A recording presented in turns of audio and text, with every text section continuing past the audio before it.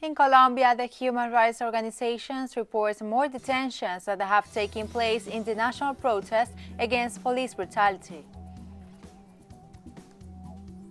China and India have agreed on a plan to achieve detente among troops stationed on the common border. Germany says 10 European countries have agreed to take 400 unaccompanied minors who fled Greece's largest migrant camp.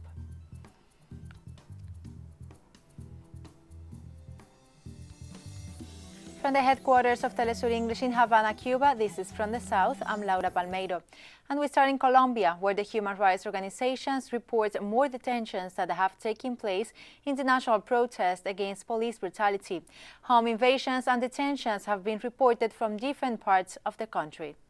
In Bogotá, the campaign platform Defending Our Freedom, Everyone's Issue, were reported 113 people arrested during the protest against police brutality.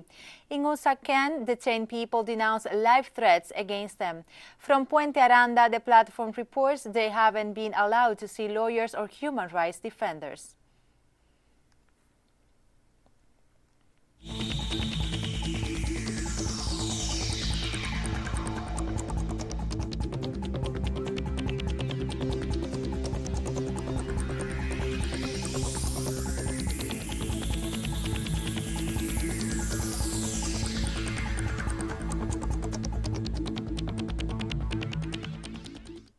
In Jamaica, Prime Minister Andrew Holness informed that approximately 21,000 houses are to be built for teachers, nurses, police and civil servants during the next 5 years of the Jamaica Labour Party (JLP) government.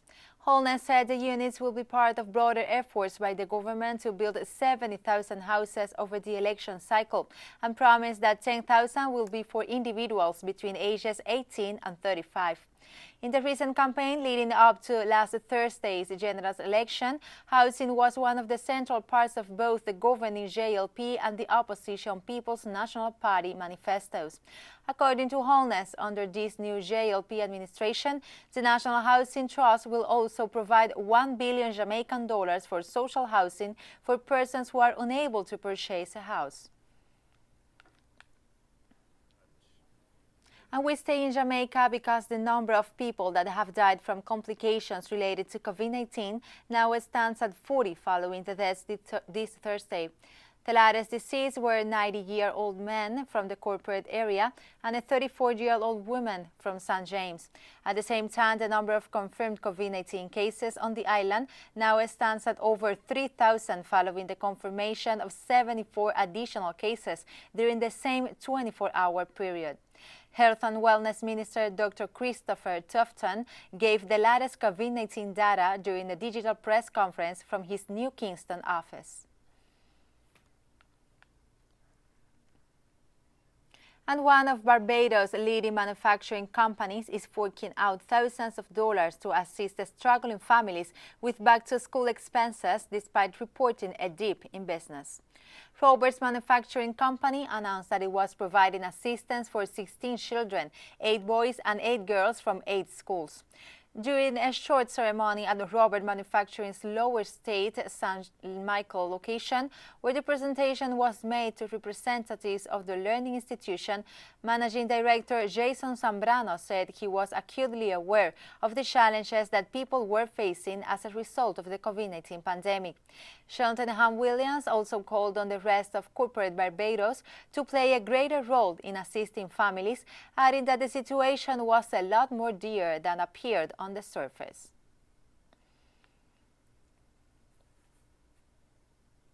Felt that we had to play a greater role and a more important part that while we may have been impacted, we still are part of a community fabric and still need to make a vital contribution to helping people within the community. It just can't all be about dollars and cents. We have to look at how we help each other move forward in this challenging time. We felt this is in one way that we could do something meaningful to really benefit individuals within the community. We felt Authorities in Barbados are looking for the possibility of implementing a test before departure initiative with the Heathrow airport that would see travelers coming from London receiving a PCR test for COVID-19 just prior to the boarding their flight to Barbados. Minister of Tourism and International Transport Senator Lisa Cummins made the disclosure via the Zoom online platform. Cummins opted not to provide details or say what would happen in the case of a positive test, but she said while the initiative could begin with London Heathrow, the idea was to have it offered at airports in other source markets. Cummins gave the assurance that while the more definitive answer would be forthcoming following a meeting with Prime Minister Mia Mottley to sign off on new protocols, her ministry has been in discussion with the Ministry of Health and on that and other arrangements.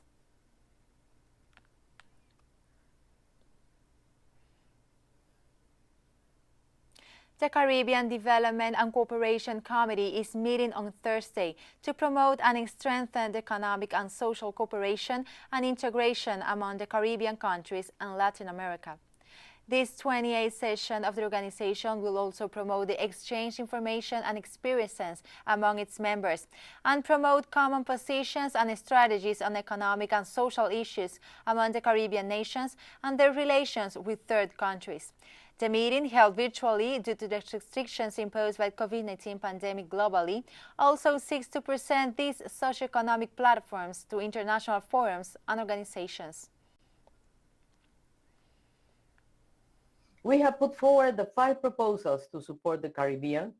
Number 1, the special dispensation for Caribbean through access to grant and concessional funding, debt relief, cancellation without conditionalities, enhance DSSI, and to bring the private sector on board, to engage the bilateral creditors, including the Paris Club, and to establish a Caribbean Resilience Fund, as we said this morning, and indeed to involve and to try to engage the Green Climate Fund and have more access to concessional and grant resources, and of course, to make sure that SDRs are issued and or reallocated, which will bring, if they are allocated in $500 billion, will bring $2 billion to the Caribbean. And that's very important. So it's our hope to inspire the mobilization of an effective and strategic advocacy grounded in what is possible.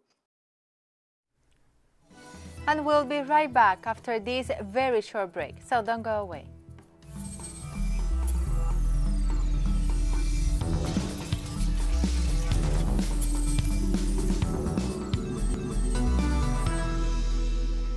Welcome back to From the South. More than 500,000 people in the United States state of Oregon are fleeing deadly wildfires that are raging across the Pacific Northwest, authorities say. Fanned by unusual hot, dry winds, dozens of fires are sweeping the state, and at least one is being treated as suspected arson.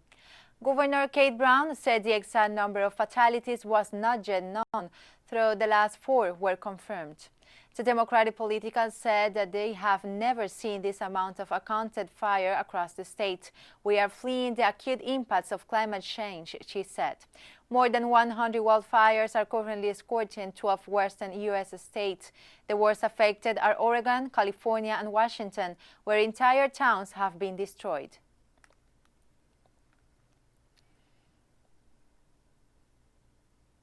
Twitter and Google will block premature claims of victory in the run-up to November's U.S. presidential election, as both companies follow Facebook in trying to fight the prospect of a stolen vote.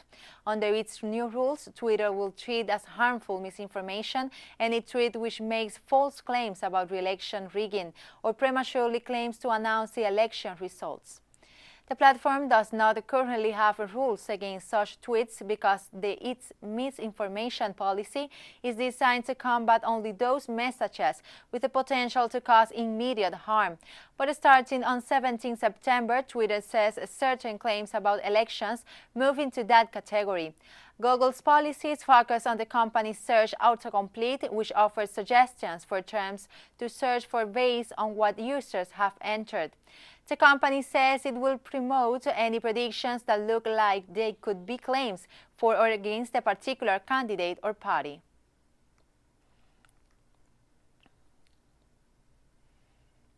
The September 11th is the 19th anniversary of the fall of the World Trade Center towers in New York City, United States, a fact that generated the beginning of a structural change in the military policies and served as an excuse for the United States government invasion of Afghanistan and other territories, using as a pretext of the fight against terrorism. Let's know the effects of this event.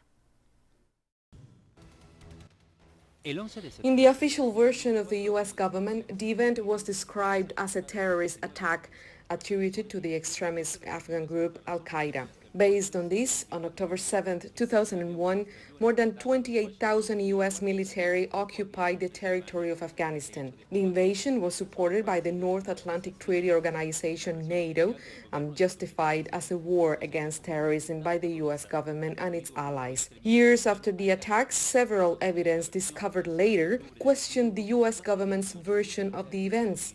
A large number of specialists gathered in the organization 9/11 Truth Movement, and they explained that the impacts of the planes against the World Trade Center towers and the subsequent fires could not have caused the total collapse of the infrastructure, and even less at the speed of its collapse. These and other irregularities have been researched by analysts and experts that agree that the different U.S. governments have not been able to give reliable answers to the questions regarding the attacks of 9/11. The events were used to justify invasions, bombings, and occupations of several nations, including Afghanistan and Iraq. Moreover, it configured a new strategy for U.S. military expansion under the so-called fight against terrorism. China and India have agreed on a plan to achieve detente among troops stationed on the common border, avoid disputes like those occurred in the last few weeks, and improve bilateral ties, according to a statement released in Beijing on Friday, Prensa Latina reported. During a meeting some few hours ago in Russia, Chinese Foreign Minister Wang Yi and Indian External Affairs Minister Hai Shankar analyzed the military frictions and determined to comply with the consensus of their leaders not to allow differences to turn into disputes. Beijing and New Delhi appealed to the military and diplomatic contacts in an effort to control the situation on the border, where after the deadly clash on June 15, skirmishes are repeated.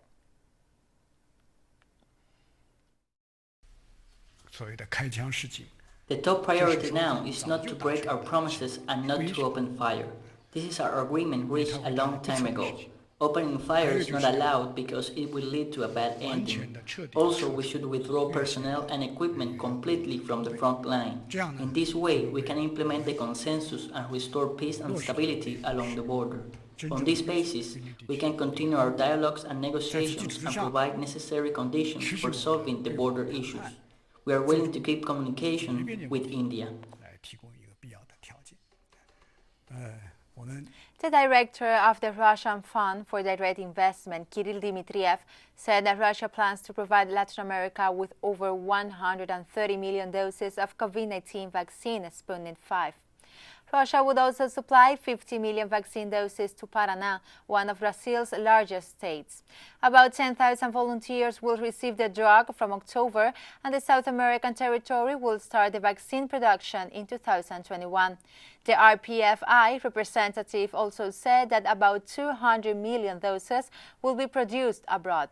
On August 11, Russia officially registered its anti-COVID-19 Sputnik V vaccine, which according to the developers demonstrated stable immunogenicity and 2 years term of protection against COVID-19. At an Eurogroup press conference, Christine Lagarde, president of the European Central Bank, said that the economic recovery linked to the COVID-19 pandemic is uneven, incomplete and asymmetrical, and surrounded by many uncertainties. For us, this current moment is coined by this uneven, incomplete and asymmetric recovery that we have observed in the third quarter after a very catastrophic second quarter, unparalleled in peacetime. Second, I would observe that it is surrounded by a lot of uncertainty. So the risk of fragmentation that we were considering when we decided the recovery strategy is in fact there.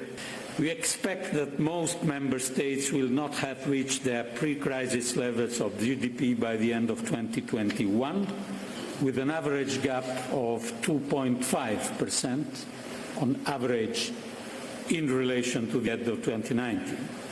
In short, and we have more stories coming up after this final short break, so stay with us.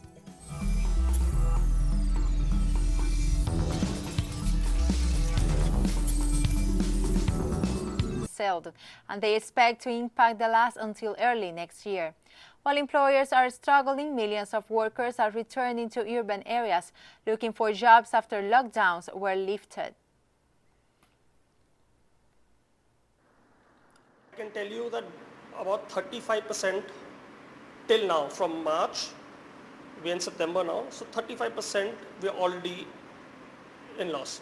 But this has to carry on till 31st of March 2021. So eventually it's going to be, what my calculation says, is going to be about 60%. I left the city during the lockdown, but there are no livelihood opportunities in the village. So now I have come back to look for work. Nobel Peace Laureate Denis Mukwege was again under the guard of United Nations security forces in the Democratic Republic of the Congo after death threats against him prompted protests and international calls for his protection. Mukwege, a gynecologist who shared the 2018 Nobel Prize for his work against sexual violence in war, said in July he had been threatened after he condemned a massacre in the country's strife-torn eastern region. The doctor has been living at the Panzi hospital near Bukavu, which cares for women raped in the surrounding province, since he survived an attack at his home in 2012 in which a security guard was killed. UN police officers had left the site in May but were redeployed to the hospitals. Mukwege's communication manager has said, adding there had been zero protection until Wednesday morning. The presence of MONUSCO United Nations Organization mission in the Democratic Republic of Congo is very important because at the moment Dr. Mukwege is very under threat, and when he is threatened, we as citizens of Panzi and his neighbor cannot accept it.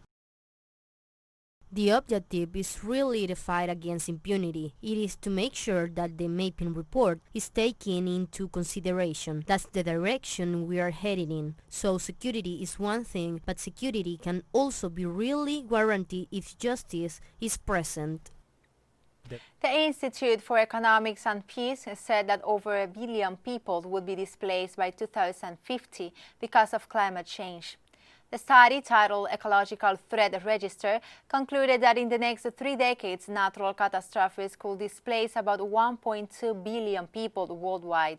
As part of climate change effects, experts forecast contrasting phenomena like droughts, floods, hurricanes, and monsoons. According to the report, climate change would hit developing nations the hardest because of the lack of resources and support systems to cope with it.